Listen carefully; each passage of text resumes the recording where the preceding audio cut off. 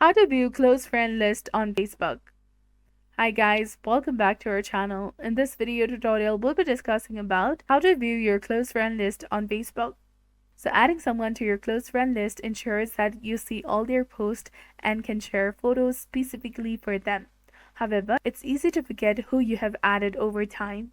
So you can't view your entire close friend list using the Facebook mobile app or iPhone, iPad, or Android. So instead, you need to use the Facebook website. So let's go through the steps. Step 1 is to open a web browser and then go to www.facebook.com and log into your account if needed.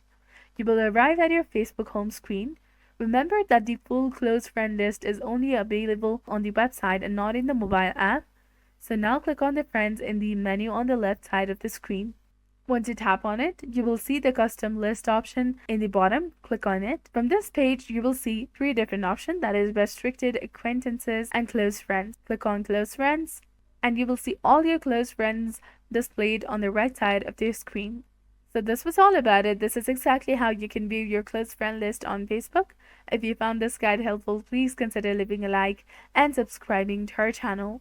Thank you for watching. See you in the next one.